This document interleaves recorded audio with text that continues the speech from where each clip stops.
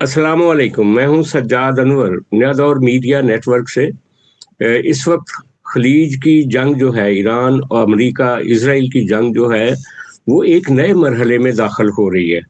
Trump जो कह रहा था कि हम जल्दी जल्दी चीजों को निपटा के वापस चले जाएंगे, उसने आज ही रात अपने बहुत सारे जनरल जो हैं वो रिप्लेस कर दिए, चेंज कर दिए, और जो चीफ ऑफ स्टाफ था, जो उनका मेन जनरल था इस जंग के दौरान, उसको भी तब्दील कर दिया। कहा तो ये जाता है आमतौर पे कि जंगों में जनरल तब्दील नहीं किए जाते, लेकिन ये ट्रंप ने एक बहुत बड़ा रीशफल किया है अपनी मिलिट्री में। ये एक सबसे बड़ा सवाल है आज का। इसी तरह जंग बंदी के क्या इम्कानात खत्म हो चुके हैं, ये भी एक सवाल है। अमेरिका अगर इस जंग को अब ज्यादा तेज करना चाह रहा है तो उसके नए हदफ क्या होंगे। और जो डेस्परेट इजराइल है, जितनी बड़ी तबाही इजराइल की इस वक्त हो रही है, इजराइल डेस्परेटली किसी न्यूक्लियर ऑप्शन की तरफ जा सकता है या नहीं, ये भी एक सवाल है। जंग की कीमत बढ़ रही है पूरी रीजन में, इस पर भी हम बात करेंगे। और इसके साथ ही साथ जो G5 के मुल्क हैं, गल्फ स्टेट्स हैं, उनका फ्यूचर क्या मुस्तकबिल में बनता हुआ नजर आ रहा है। कहा जा रहा है कि कुछ स्टेट्स की तो शायद जोग्राफिया से ही वो मिट जाएंगी इस जंग के बाद। इन सारे इश्यूज पे हम बात करने जा रहे हैं। जनाब सकलैन इमाम साहब ने हमें लंदन से ज्वाइन किया। शुक्रिया सकलैन साहब। जी, आपका शुक्रिया दावत देने का। सकलैन साहब, सबसे पहले तो ये जो जर्नलों को रीशफल किया है ट्रंप ने, इस पर रोशनी डालिए जरा। आप इसको कैसे देख रहे हैं इस इवेंट को? देखिए, जो अखबारों में जो इत्तलात हैं उनके मुताबिक ये है कि जो जनरल क्रिस्टोफर हैं, जो चीफ ऑफ स्टाफ थे आर्मी के, जिस तरह पाकिस्तान में आर्मी है, नेवी है और एयर फोर्स है, इस तरह अमेरिका में भी इसी तरह वहाँ पे और भी कुछ चीज़ें हैं, लेकिन बुनियादी तौर पे आर्मी की जो तकसीम है, मिलिट्री की जो तकसीम है, वो ये आर्मी है, नेवी है और एयर फोर्स है। तो ये आर्मी के सरबराह को उन्होंने अचानक जो है बरतरफ करके घर भेज दिया है और उसकी जगह अपने एक ज़ाती दोस्त को, जो वज़ीर दिफा जो है पीटर हेग्सेथ, उनको उन्होंने चीफ ऑफ आर्मी स्टाफ बना दिया है। अब ये पहले नहीं हैं जो इस दौरान तब्दील हुए हैं, बल्कि इस दौरान जो है इस जंग के दौरान कोई तकरीबन 5 या 6 के करीब जो हैं टॉप जो मिलिट्री ऑफिसर्स जो हैं, जो तब्दीलियाँ करते, जो पेंटागन में भी बैठे हुए हैं, जो प्लानिंग का हिस्सा हैं, जो मशावरत भी देते हैं, उनको तब्दील किया जा चुका हुआ है। तो इनको तो बरतरफ कर दिया, तब्दील नहीं किया। ज़ाहिर है चीफ ऑफ आर्मी स्टाफ के लेवल के ओहदे पे ट्रांसफ़र नहीं होते हैं, या ऊपर वो प्रोमोट होकर chairman joint chiefs of staff committee बन सकते थे, या उनको कोई नई कमांड देके कहीं भेजा जा सकता था, लेकिन उनको उन्होंने बरतरफ करके रिटायर करके भेज दिया घर पे। तो ये एक, अगर देखा जाए तो ये एक बड़ी स्ट्रेटेजिक एक चेंज है। जंग के दौरान आपने सही फरमाया कि जंग के दौरान आमतौर पे जर्नैलों को तब्दील करना जो होता है उसके ख़ास मकसद और मीनिंग्स होते हैं।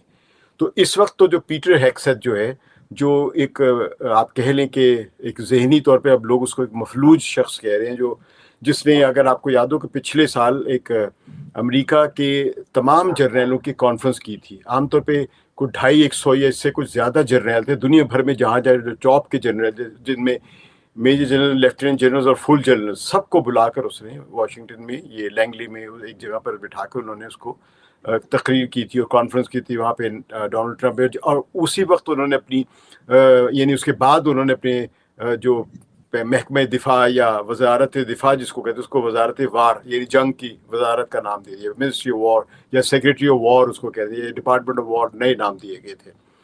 तो ये एक किस्म की उन्होंने बहुत ज़्यादा एक अग्रेसिव पोस्चरिंग की थी। तो जो लोग भी फ़ौज में जो अमन पसंद भी होते, क्योंकि फ़ौज का हरगिज़ मतलब नहीं होता ये जंगजू होते हैं। फ़ौजी अफसर या जर्नैल का काम होता है मिलिट्री प्लानिंग करना, कि अगर हमला हो तो क्या करना है, और इस तरह की जो सारी प्लानिंग होती हैं। और बहुत सारे जर्नैल जो हैं वो जब रिटायर होते तो सबसे बड़े पीस निक्स होते हैं, यानी अमन के दाई बन जाते हैं, क्योंकि वो जानते हैं कि जंग होती क्या है, कितनी तबाहकुन होती है, कितने इंसानों की ज़िंदगियाँ तबाह हो जाती है, कितने ख़ानदान तबाह हो जाते हैं, मुल्क बर्बाद हो जाते हैं, नस्लें बर्बाद हो जाती हैं।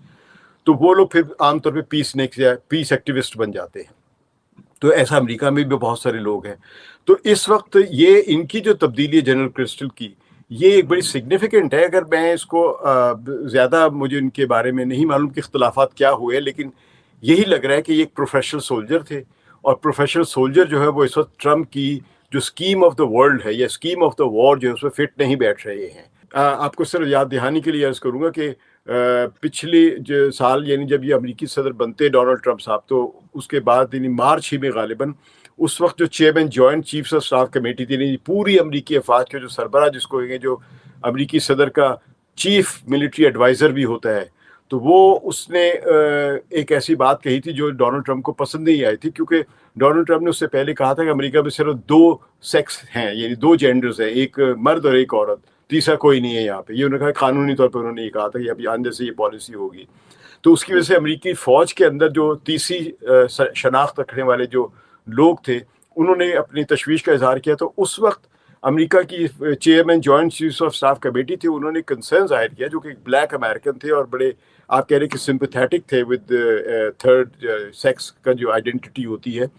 تو انہوں نے کہا تھا کہ ہماری فوج میں سب محفوظ ہیں، سب ٹھیک رہیں گے. تو اس سے ڈونلڈ ٹرمپ کو غصہ آیا اور اس سے کھڑے کھڑے اس کو برطرف کر دیا chairman joint chief staff committee کو، اور اس کی جگہ ایک ریٹائرڈ لیفٹیننٹ جنرل جو کہ اب چیئرمین ہے، ان کو chairman joint chief of staff committee بنا دی، جنرل ڈان کین جو ہیں ان کو بنا دیا. لیکن شادی سوال یہ ہے، چونکہ ہم نے واپس جنگ کے تجزیے پہ جانا ہے، میں کوئکلی یہ پوچھوں گا کہ اس وقت جب جنگ جو ہے وہ درمیان میں ہے اور آگے کچھ سوچا جا رہا ہے امریکہ کی طرف سے، پتہ نہیں کیا سوچا جا رہا ہے، اس میں جرنیلوں کو تبدیل کرنا یہ پوری دنیا میں ایک مسٹری کریٹ کر رہا ہے کہ کوئی خدا نخواستہ کوئی ایسا فیصلہ تو نہیں امریکہ کرنے جا رہا جس کی وجہ سے ودن یو ایس ملٹری جو ہے وہ کوئی کانفلکٹ آ گیا. یہ بھی ایک سوال نکلتا ہے. یہ سب امکانات ہیں، ہم کسی بھی امکان کو رد نہیں کر سکتے. ممکن ہے وہ اس سے بڑا امریکہ جو اٹیک کرنا چاہ رہا ہے ایران پہ، جو سولجرز جو ہے وہ ایران کی سرزمین پہ اتارنا چاہ رہا ہے، اور الٹیمیٹلی ہو سکتا ہے نیوکلیئر وار کی بھی تیاری کرو، کیونکہ لیکن بہرحال جو چیف آف آرمی اسٹاف ہوتا ہے اس کا نیوکلیئر وار میں ڈائریکٹلی کوئی کردار نہیں ہوتا ہے. اور اگر یہ اپنے سولجرز ایران پر اتارنا چاہ رہے ہو ایران کی سرزمین پہ، تو اس کا مطلب تب بھی یہ ہے کہ پھر یہ ابھی تک کسی نیوکلیئر وار کی تیاری نہیں کر رہے ہیں. یہ بھی امکانات ہوتے ہیں. لیکن اس وقت جو ہے ممکن ہے کہ پیٹر ہیگسیت کے ساتھ ان کی ذاتی ایک چپکلش بن رہی ہو، کیونکہ پیٹر ہیگسیت جو ہے وہ ایک مناسب بیلنس آدمی نہیں ہے. جو پچھلے سال جو انہوں نے تقریر کی تھی جہاں پہ کوئی 250 سے زیادہ امریکی جرنیلوں کو اکٹھا کیا تھا، تو وہاں پہ اس نے جو کہ بہت ہی غیر مہذب سمجھا جاتا ہے، تو انہوں نے امریکی جرنیلوں کی اس کانفرنس میں ایف ورڈ جیسے الفاظ استعمال کیے تھے، اور اپنے ہی امریکی جرنیلوں کو کہا تھا کہ جن کو نہیں لڑنا ہے، جو یہ سوچتے ہیں کہ ہم مہذب طریقے سے لڑیں گے، وہ سب گھر چلے جائیں، ریزائن فوج چھوڑ کر چلے جائیں. وہ تو ایک قسم کی وہ ایک پالیسی شفٹ، اور وہ بھی نہایت ہی روڈ طریقے سے. تو ہو سکتا ہے کہ ہیگسیت کی ذاتی پرسنالٹی کی وجہ سے کانفلکٹ ہوا ہو، لیکن یہ جو آپ نے اشارہ کیا کہ اندر تشویش بڑھ رہی ہے اور امریکہ کی شکست نظر آ رہی ہے اصل میں یہاں پہ سب کو، کہ یہ جنگ اب امریکہ کی فتح کی طرف نہیں جا رہی ہے. اچھا، وہ ڈیسپریشن بھی ہو سکتی ہے، لیکن ایک مت ہے پاکستان میں تو خاص طور پہ، اور بھی ساری دنیا میں ہوگی، کہ امریکہ کو امریکی اسٹیبلشمنٹ چلاتی ہے نہ کہ پریزیڈنٹ. لیکن یہ جس طریقے سے ٹرمپ صاحب کھڑے کھڑے جرنیلوں کو فارغ کر رہے ہیں، جس طرح سے 100 کے قریب جرنیلوں کو بلا کے ان کی بےزتی کر دی، جس طرح سے وہ اپنا ری شفل کر رہے ہیں بار بار، جس طرح وہ اپنے فیصلے، لگ رہا ہے کہ کوئی پیچھے اسٹیبلشمنٹ نہیں ہے، کوئی پیچھے اس کے ٹرمپ کے علاوہ کوئی برین نہیں ہے، وہ خود تنہا یہ فیصلے کر رہا ہے. اس سے ثابت ہوتا ہے کہ وہ جو مت ہے یا جو کہانیاں ہیں امریکن اسٹیبلشمنٹ کی، وہ کوئی بظاہر نظر نہیں آ رہی اس سارے اسکیم. سجاد، امریکہ میں اسٹیبلشمنٹ کا تصور پاکستان کی اسٹیبلشمنٹ کے تصور سے بالکل مختلف ہے. اگر آپ پاکستان، یہاں پہ مجھے کچھ 2 منٹ دیجیے گا، میں تھوڑی سی بیک گراؤنڈ بتا دوں. پاکستان کی اسٹیبلشمنٹ بھی تاریخی طور پہ فوج ڈومینیٹڈ نہیں تھی، ملٹری ڈومینیٹڈ نہیں تھی. جب پاکستان آزاد ہوا تھا تو یہاں کے اس وقت کی اسٹیبلشمنٹ جو تھی وہ سول اینڈ ملٹری بیوروکریسی ہوتی تھی. اگر آپ پاکستان کی تاریخ دیکھیں تو جناح کے زمانے میں جس طاقت نے یا جس اسٹیبلشمنٹ نے جناح کو ڈس امپاور کیا تھا، ہم یہ جانتے ہیں کہ جناح جب گورنر جنرل تھے، وہ گورنر جنرل ہوتے ہوئے بھی ڈس امپاورڈ ہو چکے ہوئے تھے. یعنی جس کی سب سے بڑی مثال جو ہے ان کی 11 اگست کی تقریر ہے، جو انہوں نے پاکستان کے باقاعدہ بننے کے اعلان سے 2-3 دن پہلے کی تھی. تو انہی کی تقریر کو ڈان اخبار نے اور پاکستان کے دیگر اخبارات نے سوائے پاکستان ٹائمز کے سب نے سینسر کیا تھا. تو وہ سینسر کا آرڈر کس نے دیا تھا؟ وہ اس وقت کی سول بیوروکریسی کے آرڈر پہ ان کی تصویر تو یعنی جناح کی گورنر جنرل کی تقریر کو سینسر کیا گیا تھا. تو اس وقت پاکستان میں جو اسٹیبلشمنٹ کا تصور تھا وہ سول بیوروکریسی ڈومینیٹڈ تھا, ملٹری اس کی جونیئر پارٹنر تھی. یہ آہستہ آہستہ ملٹری کا رول بڑھتا چلا گیا جوں امریکہ کا پاکستان میں ایک رول بڑھتا چلا گیا, کیونکہ امریکہ نے جو اپنا الائی دیکھا تھا نا یہاں پہ انسٹیٹیوشنل الائی, وہ فوج کو دیکھا تھا, تو لہٰذا انہوں نے ڈائریکٹ فوج سے وہ بات کرتے تھے. تو پاکستانی فوج کی جو اسٹیبلشمنٹ میں جو طاقت ہے وہ امریکہ کی وجہ سے بنتی چلی گئی, جو آج تک چل رہی ہے. لیکن امریکہ کی جو اسٹیبلشمنٹ ہے وہ امریکہ کی اسٹیبلشمنٹ وہاں کی کارپوریشنز ہیں. اب پہلے وہاں پہ بڑی بڑی کمپنیاں ہوتی تھیں, پہلے بھی یہی تھی, جو وہاں کی بڑی بڑی انڈسٹریز تھیں, آپ یوں کہہ لیں کہ راک فیلر تھے یا یہ فائنینشیل انسٹیٹیوشنز تھیں, اس طرح کے لوگ ڈومینیٹ کرتے تھے وہاں کی پالیسیز پہ, کیونکہ وہاں پہ کارپوریشنز کو بڑی آزادی حاصل ہے. یہی چیز چلتے چلتے اب وہ بگ ٹیک کمپنیز پلس اسرائیل, کیونکہ اسرائیل کی لابی بھی خود بہت بڑی ایک بزنس گروپ ہے, یعنی وہ صرف یہ نہیں ہے کہ وہ پولیٹیکل لابیز ہی صرف کرتے ہیں, بلکہ امریکہ میں جو سب سے بڑا سنگل ایتھنک بزنس گروپ جو ہے وہ اسرائیلی لابی ہے, تو اس کی وجہ سے وہ طاقتور. تو اب اس امریکہ میں جو اسٹیبلشمنٹ ہے وہ وہاں کی کارپوریشن ہے. آپ دیکھیے امریکہ نے جتنی بھی جنگیں لڑی ہیں اس دوران, آپ یعنی لیٹن امریکن کنٹریز سے لے کر, یہ خاص طور پہ سیکنڈ ورلڈ وار کے بعد, میں سیکنڈ ورلڈ وار سے پہلے کی نہیں بات کر رہا ہوں, سیکنڈ ورلڈ وار کے بعد جتنی بھی جنگیں لڑی ہیں ان کے پیچھے تیل اور بزنس انٹرسٹ تھے. چلی میں اگر حکومت بدلی تو اس لیے کہ وہاں پہ وہ جو ان کے جو امریکہ کی جو بہت بڑی ٹیلی کام کمپنی جو AT&T میرا خیال ہے, اس کے انٹرسٹ تھے وہاں پہ. اسی طرح جہاں جہاں انہوں نے کو کرائے اس کے پیچھے یہی ان کی کارپوریشنز کے بزنس انٹرسٹ ہوتے تھے. اور CIA جو ہے وہ حکومت کی ایک آرگن کے طور پر, یا امریکن آرمی جو ہے وہ بھی اس بزنس انٹرسٹ کو واچ کرنے کے لیے حملے کرتی تھی, یا کو کرتی تھی, یا تختے الٹوا دیتی تھی, یا سازشیں کرتی تھی. تو یہ مختلف شکل. تو امریکہ میں جو اصل اسٹیبلشمنٹ ہے وہ آرمی نہیں ہے. امریکہ میں اصل اسٹیبلشمنٹ وہاں کی بزنس پاور ہے, ان کی ملٹری پاور ہے, ان کی ٹیکنالوجیکل کمپنیز کے مالکان ہیں. اس وقت جو سب سے بڑا اسٹیبلشمنٹ کا جو گروپ ہے وہاں پہ یہ ٹیک کمپنیاں ہیں, اور جو ایران نے ٹیک کمپنیوں پہ جو حملہ شروع کیا نا, یہ اصل میں اب امریکہ کو ہلا دے گا. لیکن جو فیوچرسٹک گروپس ہیں امریکہ میں, اور کہا جاتا تھا کہ بہت سارے پروفیسرز ہیں, بہت سارے تھنک ٹینکس ہیں جو کہ فارمولیٹ کرتے ہیں, وہ بھی کہیں ان کی ایگزسٹنس نظر نہیں آ رہی اس وقت کی پالیسی سازی میں. یہ بھی تو ایک سوال ہے. نہیں, ان کی ایگزسٹنس بالکل موجود ہے, لیکن ہم ایک چیز بھول جاتے ہیں. اس وقت امریکہ میں تھنک ٹینکس ہیں, بلکہ پہلے بھی یہی تھے. آپ کو معلوم ہونا چاہیے جو امریکہ کا سب سے پہلا مشہور, ہو سکتا ہے سیکرٹ ہوں بہت سارے تھنک ٹینکس, لیکن جس کو بڑی شہرت ملی ہے 60s میں ملتی اس کو شہرت سب سے زیادہ, وہ ہے رینڈ, ریسرچ اینڈ ڈیولپمنٹ, یہ اس کا نام تھا. یہ ایک تھنک ٹینک تھا, ہے یہ نجی ادارے میں, لیکن اصل میں پینٹاگون کے لیے کام کرتا ہے. تو تھنک ٹینک جو ہیں وہ سارے کے سارے جو امریکہ میں اس وقت بھی, سوائے کچھ میورک قسم کے جو ہر جگہ ہر معاشرے میں ہوتے ہیں, جو سوشلسٹ تھنکنگ رکھتے ہیں یا لبرل تھنکنگ رکھتے ہیں یا آزاد تھنکنگ رکھتے ہیں, لیکن جتنے بھی مالدار یا اچھے پے کرنے والے جو تھنک ٹینکس ہیں, جہاں پہ بڑے بڑے ایکسپرٹس پروفیسرز بیٹھے ہوئے ہیں یا اکیڈیمکس بیٹھے ہوئے ہیں, ان سب کی فنڈنگ جو ہے یہی بزنس کارپوریشنز کر رہی ہیں. راک فیلر کی فنڈنگ سے ہر بڑا ادارہ چل رہا ہے وہاں پہ. جی, یہ بات درست ہے آپ کی. لیکن ہم آگے بڑھتے ہیں تھوڑا سا. سوال یہ ہے کہ جس طریقے سے ٹرمپ اپنے جب سے یہ دوبارہ موصوف اقتدار میں آئے, جس طرح سے اس نے اپنے اتحادیوں کو ایک طرح سے للکارنا شروع کیا. اس نے کہا کہ امریکہ کو اس کے دشمنوں سے زیادہ اس کے اتحادیوں نے نقصان پہنچایا ہے, اور وہ ایک بالکل نئی فارن پالیسی لے کر آئے. اس سے کبھی کبھی یہ لگتا ہے کہ جیسے ٹرمپ اپنے کچھ دوستوں کے ساتھ مل کے امریکہ کا پورا رخ ہی بدلنا چاہتے ہیں. شاید اسٹیبلشمنٹ امریکی یا امریکی مفادات وہ دوسری سائڈ پہ ہیں, اور یہ کچھ اور طرح کی پالیٹکس کر رہے ہیں. یہ بھی ایک سوال بعض اوقات دہرایا جاتا ہے میڈیا پہ اور جگہ جگہ.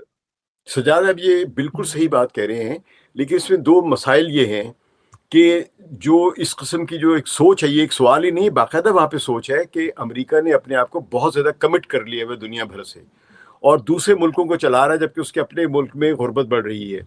پھر جو امریکہ کے اندر اس وقت جس نعرے پہ ٹرمپ نے پہلا الیکشن بھی جیتا تھا اور اسی نعرے پہ دوسرا الیکشن بھی جیتا ہے, وہ یہ ہے کہ امریکہ نے ماضی میں اپنا سارا بزنس وغیرہ آؤٹ سورس کر دیا تھا. تو اب اس کو واپس اپنے ملک میں لانا ہے.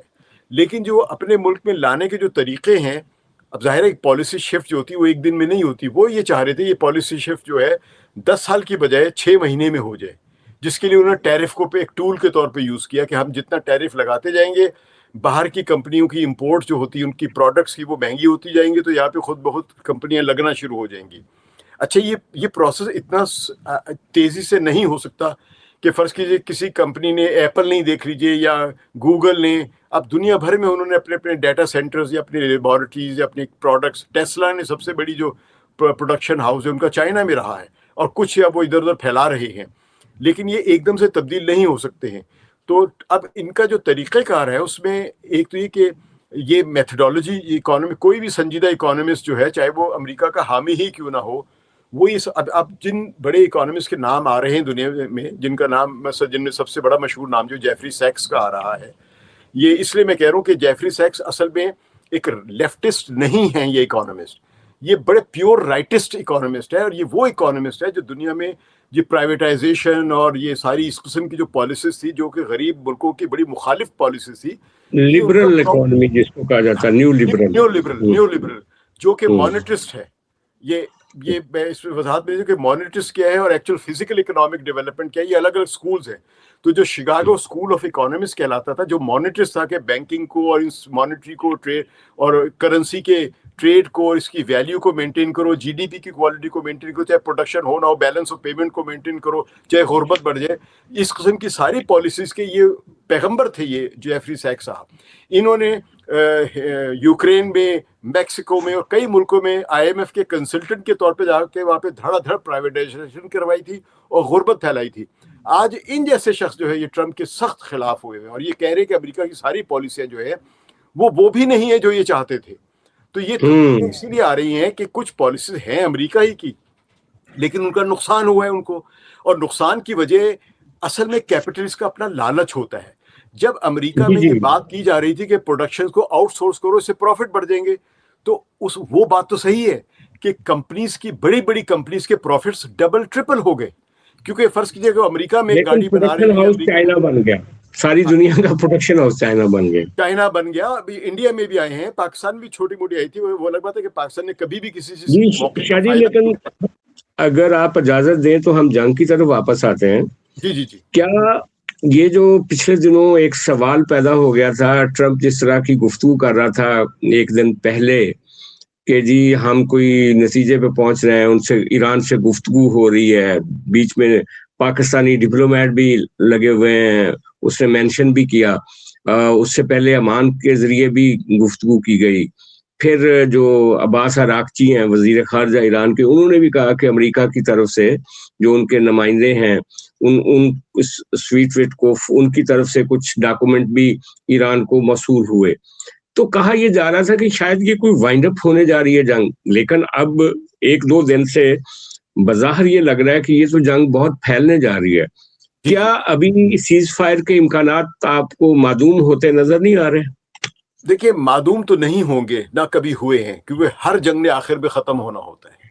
پرپیچول وار جو ہے وہ بہت کم ہوتی ہے، یہاں تک کہ جو 19 سال جنگ لڑی گئی تھی جس کا ڈونلڈ ٹرمپ نے حوالہ بھی دیا ویتنام کا، وہ بھی آخر میں ختم ہوئی تھی. اور اس 19 سالوں میں بھی کئی مرتبہ ایسا لگا کہ اب یہ جنگ ختم ہو جائے گی، لیکن لالچ بہت بڑی چیز ہوتی ہے، وہ ہمارے اکثر عقل کو معوف کر دیتی ہے. تو ڈونلڈ ٹرمپ اگر آپ دیکھیں، یہ ابھی نہیں، 2025 میں جب 12 جون کو اسرائیل نے اور امریکہ نے پھر اٹیک کیا تھا ایران کے اوپر، اس وقت بھی ہم حالت مذاکرات میں تھے، یعنی دنیا حالت مذاکرات میں تھی.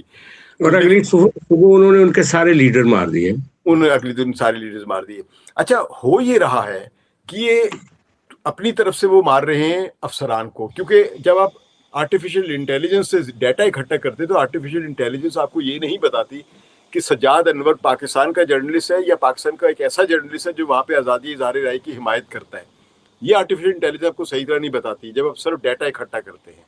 تو اسی طرح جب انہوں نے ڈیٹا نکالا کہ کون کون سے لوگ ٹاپ کمانڈ پہ بیٹھے ہوئے تو ان کو فارغ کر دیا جائے، اور نتیجہ یہ ہوا کہ انہوں نے ایسے افسران مار دیے وہاں پہ جو جنگ سے رکنا چاہ رہے تھے، جو جنگ کو روکنا چاہ رہے تھے میکسیمم، اور جنگ کو ہمیشہ آخری. اب جو قیادت نئی آئی ہوئی ہے وہاں پہ، ایران میں، وہ جنگ اب روکنا نہیں چاہ رہی ہے. وہ کہہ رہی ہے ہم نے فیصلہ کن جنگ لڑنی ہے، یا ہم رہیں گے آزاد یا ہم نہیں رہیں گے. تو اس لیے وہاں سے اس وقت تک امکانات نہیں ہے ایران کی طرف سے، جب تک اس کی شرائط نہیں مانی. جو ایران کی شرائط اگر دیکھا جائے تو وہ ابھی تک یہ نہیں کہہ رہا ہے کہ اسرائیل جو وہ ٹریٹی آف ورسائے پر دستخط کرے، یعنی وہ سرنڈر کرے اور ہمیں سب کچھ دے. ابھی تک انہوں نے ڈیمانڈ نہیں. ابھی تک وہ یہ کہہ رہے ہیں کہ ہماری جو نقصانات ہیں یہ پورا کرے، اور وہ کوئی بھی کرے، یعنی امریکہ کے ذمے یا دنیا کے ذمے وہ لگانا چاہ رہے ہیں کہ یہ سب مل کے ہمارے نقصان کو پورا کرے. ابھی تک ایران نے یہ نہیں کہا کہ اسرائیل یہ پورا کرے، کیونکہ جنگ اسرائیل کے لیے لڑ رہا ہے امریکہ. ایک چیز دوسرا یہ ہے کہ جو عمان کی جو بات چیت تھی وہ سرے عام کھل کے ہو رہی تھی، اور اس سے اچھا موقع نہیں تھا کہ امریکہ ابھی بھی جو ہو رہی تھی 28 فروری سے پہلے، 27 فروری سے پہلے بھی جو ہمیں نظر آ رہا تھا کہ بات چیت کرنا چاہے اور مذاکرات کے ذریعے مسئلہ حل ہونا چاہے تو ہو سکتا تھا. لیکن اسرائیل کسی بھی صورت پہ اپنی ایک بھی شرط سے پیچھے نہیں ہٹنا چاہ رہا تھا. یعنی اس کی جو بنیادی شرائط تھی وہ یہ تھی کہ ایران کا نیوکلیئر پروگرام جو ٹوٹلی ڈسمینٹل کیا جائے، وہاں کے جو اس کے تعلقات ہیں اپنی ان کے بقول پراکسیز کے ساتھ، یعنی حزب اللہ اور ہوتھی جو ہے انصار اللہ یمن کے، ان کے ساتھ مکمل طور پہ منقطع ہونے چاہیے. ایران ان میں کبھی بھی کسی کو بھی کوئی مدد نہیں دے گا، اور اسرائیل کا یہ خیال تھا کہ وہ اکیلا ان سے نمٹ لے گا اور ختم کر دے گا، اور حماس کی بھی کوئی مدد نہیں کرے گا. یعنی ایران پر یہ پابندی ہو جائے گی کہ اس کی فارن پالیسی جو ہوگی وہ اسرائیل ڈٹرمن کرے گا. اور تیسرا ان کی شرط یہ تھی کہ ایران جو ہے وہ لانگ رینج کے میزائلز بالکل نہیں بنا سکتا، بلکہ مڈ رینج کے بھی، میڈیم رینج کے میزائلز بھی نہیں بنائے گا، صرف شارٹ رینج کے میزائلز، وچ مینس 300 کلومیٹر سے لے کے 500 کلومیٹر کے صرف میزائل بنا سکے گا. اچھا، یہ تینوں کا مطلب یہ کہ ایران سرنڈر کر دے. تو ایران نے انکار کیا اس سے. ایران نے کہا ہم یہ نہیں کر سکتے، ہم آپ کی باقی شرائط جو نیوکلیئر کی ہے اس کے لیے ہم زیرو انریچمنٹ کر سکتے ہیں. لیکن اسرائیل کے لیے راضی نہیں ہوا، لہٰذا انہوں نے مذاکرات کے دوران ہی اگلا راؤنڈ ہونے سے پہلے، جس پر ٹیکنیکل کمیٹیز نے بیٹھنا تھا جنیوا میں، وہ حملہ کر دیا. تو اس کے بعد پھر اب یہ جنگ چل رہی ہے. اب حالت جنگ میں ہیں، اب حالت جنگ سے پہلے والے مذاکرات کے امکانات ہی نہیں ہیں. تو ابھی جو اس دوران جنگ کے دوران جو کوششیں ہوئی ہیں اس میں وٹکوف کو تو کوئی لفٹ نہیں ہے اب ایران میں. وٹکوف کو وہ ہاتھ ملانا نہیں پسند کرتے اس سے، اور جیریڈ کشنر کی تو ہے ہی نہیں کوئی حیثیت. وہ ڈونلڈ ٹرمپ کی بیٹی کا شوہر ضرور ہے، لیکن اس کی کریڈیبلٹی 0/0 ہے. وٹکوف کو سمجھتے تھے کم از کم یہ ڈیلر اچھا ہے، بزنس اچھا کر لیتا ہے. تو وٹکوف سے مذاکرات چل رہے تھے کیونکہ صدر ٹرمپ نے اس کو نامزد کیا ہوا تھا. اب اس سے بھی بات نہیں ہو رہی ہے. اور میرے جو معلومات تو نہیں میں کہوں گا، لیکن جن معلومات کی بنیاد پر جو میں نے یہ بات کہہ رہا ہوں وہ یہ ہے کہ ایران اور امریکہ کے درمیان جو کوئی تعلق اگر بن رہا تھا تو وہ شاید پاکستان میں کسی بھی وزارت خارجہ کی سطح پر نہیں تھا. وہ بہت ہی، کیا آپ یہ کہہ سکتے کہ جنرل عاصم منیر یا فیلڈ مارشل عاصم منیر جو ان کی ذاتی کچھ تعلقات جو ہیں اس کی بنیاد پر ایران میں جو ان کے کچھ تعلقات ہیں ان کے ذریعے کوئی میسیجنگ ہوئی ہے، اور وہ میسیجنگ بہت ہی ٹاپ لیول کی تھی، اسی لیے اس کی ڈیٹیلز کبھی باہر نہیں آئی ہیں. باقی یہ کہ جو وٹکوف ادھر سے آ رہا تھا، لیکن اطلاعات تھیں ہمارے جو دوست اسلام آباد میں کور کر رہے تھے کہ جو ایرانی ایمبیسیڈر ہیں وہ دفتر خارجہ میں 2 راتیں تقریباً انہوں نے سپینڈ کی ہیں. اسی طرح زرداری صاحب چائنی ایمبیسی میں گئے تھے، اسحاق ڈار چائنا میں گئے تھے. پاکستان ایک کوشش کر رہا تھا کہ چائنا کو درمیان میں کوئی گارنٹر بنا کے ان دونوں ملکوں کے درمیان کوئی اعلیٰ سطحی کوئی معاملہ کیا جا سکے. ایفرٹس تو ہوئیں. یہ بھی اطلاعات تھیں کہ CIA کے بہت سارے اعلیٰ عہدیدار جو تھے وہ بھی اسلام آباد میں تھے ان دنوں جب یہ گفتگو کا عمل جاری تھا. تو کسی نہ کسی حد تک نیچے اس کو فارمولیٹ کرنے کی بھی کوشش ہو رہی تھی. لیکن کل کی جو کابینہ کا اجلاس ہوا اور جیسے پٹرول کی قیمتوں میں اضافہ کیا گیا، اور جس طریقے سے رات ہمارے جو وزیر پیٹرولیم ہیں انہوں نے کہا کہ جنگ ابھی ہمیں ختم ہوتی نظر نہیں آ رہی، اس سے پاکستانی اسٹیبلشمنٹ کو اور پاکستانی گورنمنٹ کو یہ اندازہ ہو گیا ہے امریکہ کی طرف سے، یا کچھ سگنلنگ ایسی ہوئی ہے کہ یہ جنگ ابھی کافی لمبی چلے گی. دیکھیے، یہ جو آپ نے معذرت کے ساتھ، بہت معذرت کے ساتھ، جو اسلام آباد کے جرنلسٹ جو بریفنگ دیتے ہیں، آپ کو بھی پتہ ہے، مجھے بھی پتہ ہے کتنے ان میں سے آزاد واقعی معلومات اکٹھا کرتے ہیں، اور کتنے ان میں سے ایسے ہیں جن کو فیڈ کیا جاتا ہے اور وہ آگے وہ طوطے کی طرح بولنا شروع کر دیتے ہیں. یہ آپ مجھ سے بہتر جانتے ہیں، میں کسی کا نام نہیں لے رہا ہوں، ویسے ضرورت پڑی تو لے بھی دوں گا لیکن ابھی نہیں لینا چاہتا. کیونکہ خود بخود نظر آ جاتا ہے جب آدمی الجزیرہ کے خبر کو ری ٹویٹ کر رہا ہے اور یہ کہہ رہا ہے دیکھیے پاکستان نے کوششیں اس کی بر لے آئیں، جبکہ اس پوری کی پوری الجزیرہ کے ٹیکسٹ میں جو کہ عباس عراقچی کا انٹرویو ہے اس میں لفظ پاکستان کا کہیں ذکر ہی نہیں ہے۔ اس کا مطلب یہ نہیں ہے کہ پاکستان کا کوئی کردار نہیں۔ جو آپ بتا رہے ہیں نا کہ کسی نہ کسی سطح پہ CIA کے بھی لوگ آئے ہوئے، ایمبیسی میں جا کے وہ لوگ بیٹھے ہوئے، یہ سطح کی ملاقات یا تعلقات یا بات چیت ہے ہی نہیں ہے۔ یہ انسٹیٹیوشنل لیول پہ کوئی تعلق نہیں ہے۔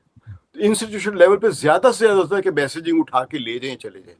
جو اصل تعلق بن رہا تھا، دیکھیے جب میں نا بہت ہی ہائی لیول پہ، تو اس کا مطلب یہ ہے کہ ایران کی طرف سے جو شخص ایکٹیو تھا اس کا نام ہے کمال خرازی، ٹھیک ہے، جس کا نام اب نیو یارک پوسٹ ٹائمز میں بھی آیا اور امریکہ کے بھی، یہ ایران کے بھی کچھ لوگوں نے اشارتاً، ابھی تک یہ نہیں کہا کہ یہ واقعی کر رہے تھے یا نہیں کر رہے تھے، لیکن اشارہ یہ آیا ہے کہ یہ فعال کردار۔ اس کی وجہ کمال خرازی کی جو اس وقت ایک کریڈیبلٹی ہے نا ایران میں، وہ بہت اونچی ہے۔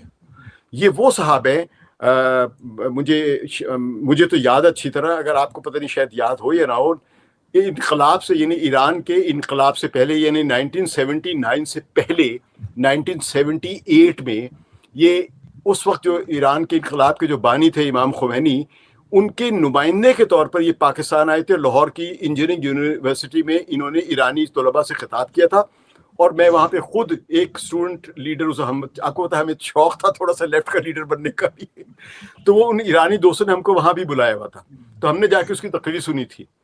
تو یہ مطلب یہ اس لیول کا آدمی ہے، اور یہ پریس میں بہت کم آتا ہے۔ تو اس لیول کا مطلب یہ ہے کہ یہ رہبر کے لیول پہ ایک بڑی سیریس ایفرٹ کوئی ہو رہی تھی جس کے اب امکانات نہیں، کیونکہ کمال خرازی کو 2 دن پہلے ہلاک کرنے کی کوشش کی گئی ہے۔ ہی is critically wounded but safe, اور اس کی بیوی اس میں ہلاک ہو چکی ہے۔ تو اب یہ لگتا ہے کہ یہ امکانات جو ہے، اب ظاہر ہے یہ حملہ اسرائیل نے کیا ہے، تو اس کا مطلب یہ ہے کہ اگر امریکہ میں کسی لیول پہ کوئی کوشش کر بھی رہا ہے تو وہ اب ایران میں بھی اطلاع پہنچ گئی کہ جس سے بھی رابطہ ہوگا اس کی ساری اطلاعات جو ہیں وہ اسرائیل پہنچ جاتی ہیں۔ تو اچھا، لیکن امریکہ کو اپنے اندر اپنی منجی تھلے ڈانگ پھیرنی چاہیے۔ جی، لیکن آپ نے یہ جو اسرائیل کا ذکر کیا، جس طرح سے اس کی تباہی ہو رہی ہے اس جنگ کے نتیجے میں، جس طرح ڈیسپریٹ ہے اسرائیل، وہ کوئی کوئکلی یہ بتائیں، ہمارے پاس وقت بہت کم ہے، اس ڈیسپریشن میں اسرائیل اور امریکی جو کہ جنگ کی سیز فائر جو ہے اس کے لیے پاسبلٹیز آلموسٹ ختم ہو گئیں، آنے والے دنوں میں آپ کیا دیکھتے ہیں؟ کیا امریکی جو ہیں وہ اسرائیل کے کہنے پہ ان کے فوجی ایران کی زمین پہ اترتے ہوئے آپ دیکھ رہے ہیں یا نہیں؟ دیکھیں، میں کسی بھی چیز کو رول آؤٹ نہیں کیا جا سکتا۔ ڈونلڈ ٹرمپ پر کوئی بھروسہ نہیں کرتا، دنیا کا کوئی رہنما ان پر بھروسہ نہیں کرتا ہے، ان کی عوام، ان کی پارٹی کے لوگ، ریپبلکنز والے ان کے خلاف، اس لیے اس پر بھروسہ نہیں کیا جا سکتا۔ تو کرنے میں کچھ بھی، لیکن ہوتا ہے وہ کیا کر سکتے ہیں۔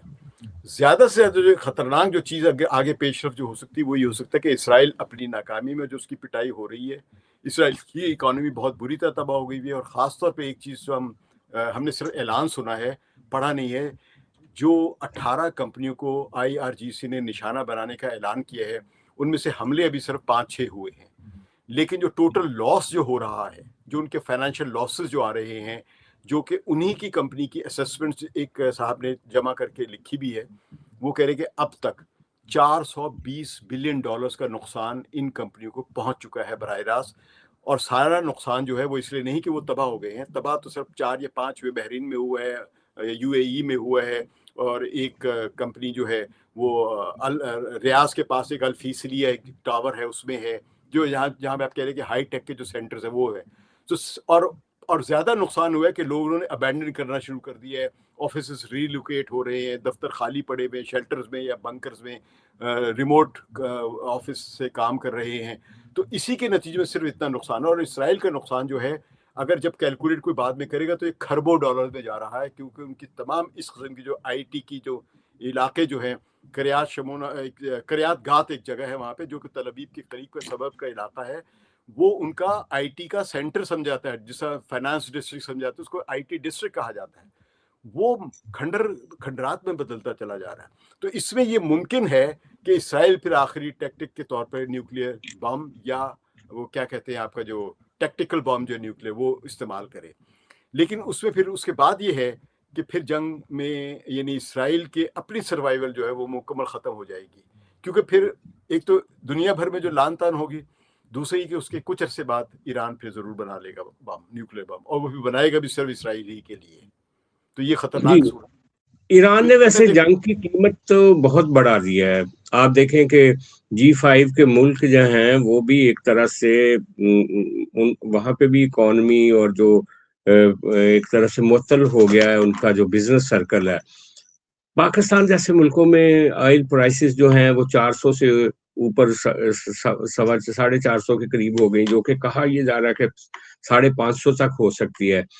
ارد گرد کے ملکوں کے اس میں سے اشارتاً بات کر دوں کہ اصل جنگ جو نا وہ امریکہ کے financial and global economic system سے ہو رہی ہے ایران کی. تو جو ملک امریکہ کے سسٹم سے جڑا ہوا ہے وہ بڑی بری طرح سفر کرے گا. نہیں لیکن پیٹرو ڈالر کے ساتھ تو ساری دنیا جڑی ہوئی ہے. شفٹ کرنا ہے کہ وہ چین کی طرف جائے. پیٹرو ڈالر کے ساتھ تو ابھی تو ساری دنیا جڑی ہوئی ہے نا، اور یہ جب آپ چین کی طرف شفٹ کریں گے تو آپ کو بہت سارا ٹائم لگ جائے گا، بہت ساری ٹرانزیشن کے لیے وقت چاہیے ہوگا. تو یہ تو تباہی ہے، ایک بہت بڑی تباہی ہے، ایک بڑا ریسیشن. وقت زیادہ نہیں لگے گا، اصل میں ول پاور چاہیے، سیاسی پولیٹیکل ول جس کو کہتے ہیں. شاہ جی بہت شکریہ، آپ نے وقت دیا اور بہت زبردست آج کی گفتگو رہی ہے آپ کے ساتھ.